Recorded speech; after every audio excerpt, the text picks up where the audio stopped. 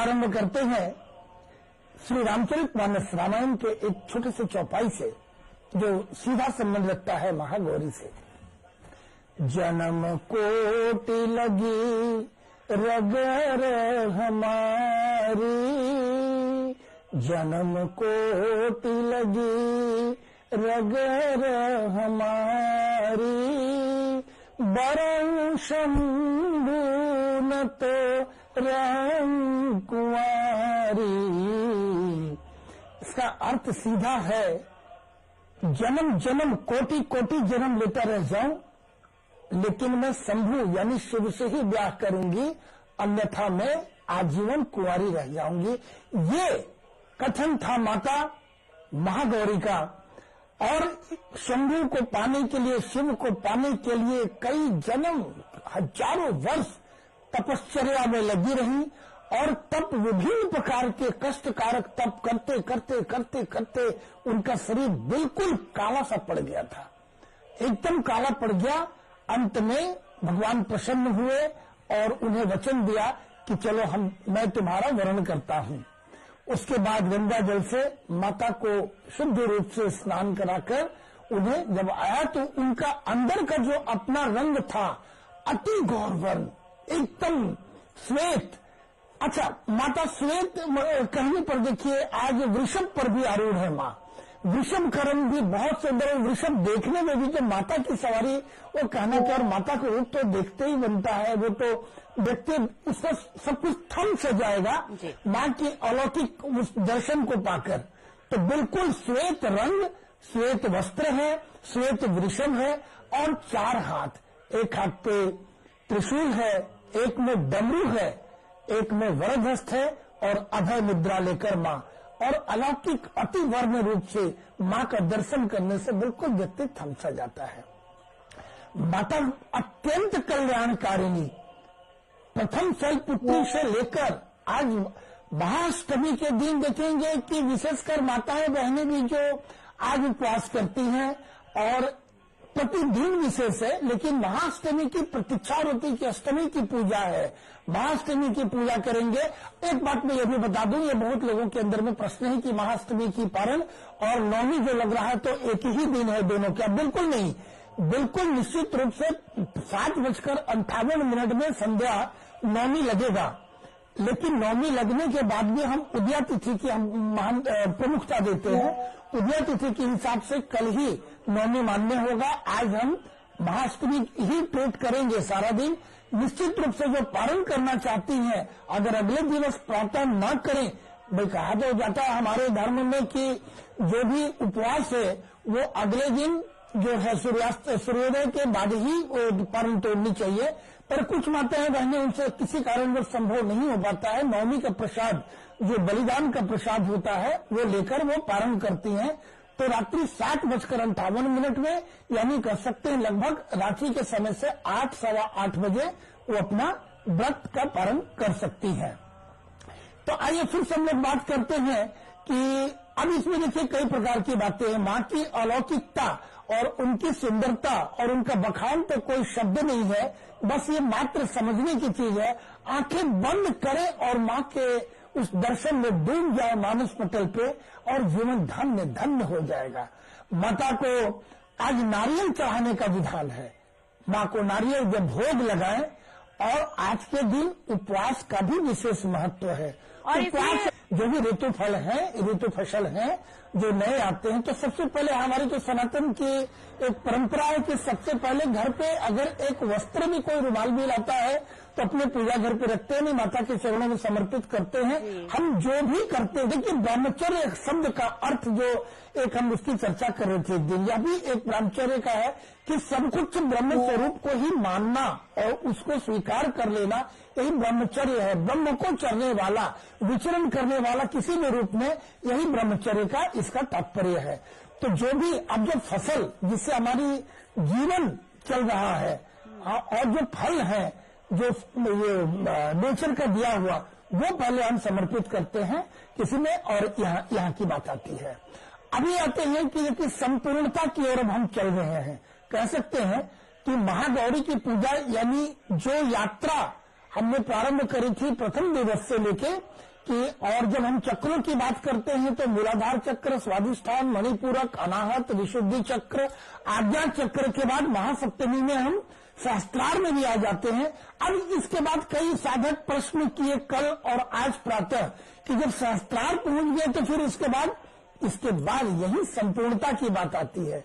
यहाँ तक आसान नहीं है, यहाँ तक तो हो गए, लेकिन इसके बाद ये ब्रह्मांड का एक प्रारूप मान सकते हैं कि जो नीचे में जो ब्रह्मांड जो प्रकृति का दिया वो संपूर्ण ब्रह्मांड के ऊपर की हम बात करते हैं उस ब्रह्मांड को, और ये भी हमारा शरीर में व्यक्ति का एक ब्रह्मांड की सारे सूर्य, चंद्रमा, ईड़ा, पिंगला ये सारे का प्रतिनिधित्व करने हमारे इसी जोन में है और ये प्रारूप है। तो इस ब्रह्मांड से उस ब्रह्मांड को एकाकार करना, दूसरे शब्दों में हम कह सकते हैं नवरात्र के दृष्टिकोण से कि माता के साथ में एकाकार होना, माता के साथ इस प्रकार का एक संबंध बन जाए कि मैं और तू वाली बात ही नहीं रह गई। भाई माँ और मैं या मैं और माँ, इसमें कोई संबंध न रह जाए, ये दोनों में एक संबंध बन जाता है। माँ और पुत्र का संबंध ऐसा है कि आज कोई यहाँ है और कोई प्रदेश विदेश में भी माँ है, एक कनेक्शन बना रहता है। देखिए बहुत अच्छी बात है कि जब माँ के गर्भ में बालक जब होता है तो किस प्रकार से कनेक्शन उसका स्वास्थ्य से कैसे लेता है, वो भोजन क्या प्राप्त करता है, तो कनेक्शन तो कहीं है। फिर जैसे ज्ञान होता है, जैसे ही हमारा जब वो अन्न प्राशन होता है वो दुनियादारी में फंस जाता है। पुनः बात आती है यहाँ हमारा उसी कनेक्शन की बात। हम लोग कुंवारी कन्या को लेकर अवश्य चर्चा एक बार कर लेनी चाहिए आती है हम लोगों को। कभी कभी कोई महाअष्टमी के दिन और कुछ लोग महानवमी के दिन ये करते हैं, लेकिन आज के दिन चर्चा करना आवश्यक इसलिए कि एक दिन पहले करेगा कि कुछ लोग घर में जो अपने तैयारी कर पाए। महानवमी को ही कुंवारी कन्या करने का विधान है पूजा। क्यों? 9 कन्या गिनाते हैं, 9 कन्या, 10 कन्या नहीं, 7 कन्या नहीं। यदि 9 करते हैं तो 9 रात्रि की बात है, रात्रि की प्रमुखता है। 9 रात्र बोलते हैं, 9 दिवस नहीं बोलते हैं। तो जब ये 9 दिन हमने पूरा किया, 9 दिन का पाठ जब संपूर्ण हुआ, उसकी पूर्णाहुति करके उसके बाद हम 9 कन्या को यानी प्रथम चलपुत्री, द्वितीय ब्रह्मचारिणी और सिद्धिदात्री के नाम पर 9 कन्या के नाम पर उनके प्रतीक के रूप में हम उन छोटी छोटी माता स्वरूप मानकर अपने घर पे उन्हें बुलाकर हम ये करते हैं। और ये नहीं कि ये 9 कन्या का भी ये जानना चाहिए कि 9 कन्या क्या है। प्रथम जो होता है 2 वर्ष से लेकर 11 वर्ष के बीच में, 10 वर्ष के बीच में कन्याएं होती हैं। कि सबसे पहले गुण की बात करें जी, या वो वैज्ञानिक ले, आयुर्वेद की दृष्टिकोण से ले, आध्यात्मिक ले या शुद्धता के दृष्टिकोण से ले। आज गुड़ का एक जो ये पर्याय निकल गया है चीनी। शक्कर लोग बोल देते हैं शक्कर कुछ और है, लेकिन चीनी की बात करें तो बिल्कुल अशुद्ध है। वो कहने की बात नहीं, सभी को ज्ञात होगा कि चीनी को कैसे परिष्कृत किया जाता है। उसमें कई केमिकल्स और संभवतः कई चीजें जो इसीलिए बताया वैज्ञानिक भी है और वो शुद्ध नहीं है। इसका सबसे बड़ा प्रमाण है कि देखिए छठ महापर्व में कहीं भी चीनी का कोई प्रयोग नहीं होता है, वहाँ गुड़ का ही होता है। यानी ये मैं इसलिए दृष्टांत लिया कि लोगों को जानकारी है, अनजाने बस वो लड्डू पेड़ा सब चढ़ा रहे हैं। सबसे शुद्ध यदि कहा जाए तो नारियल है, जो माता महागौरी को नारियल लगता है। और गुड़ का विशेष महत्व है कि चाहे वो शरीर परिष्कृत करने की बात हो, रक्त शुद्धि की बात हो या शुद्धता शुचिता के दृष्टिकोण से ले तो गुड़ का उसमें प्रयोग होता है। मेरे पास एक सवाल आया है स्वामी जी, मेरे पास एक सवाल आया है। माँ को आज खोइछा भी दिया जाता है, जैसे कि हमने कहा कि ये सौभाग्य के लिए भी ये स्वरूप बहुत शुभदायी है, फलदायी है। तो माँ को खोइछा दिया जाता है, उस खोइछे में क्या क्या भर के दें जो माँ को जो चढ़ाए जाते हैं? बहुत बढ़िया। हम तो देखिए सबसे पहली बात कि हम लोग सनातन में माँ अभी जो आई है ये बड़ा मुश्किल होता है जहाँ इस प्रकार की बातों को कहना बड़ी भावना वाली बात हो जाती है। माँ को तो हम बेटी मान के लाते हैं यहाँ कि वो बेटी है और फिर हम बेटी की विदाई भी करते हैं।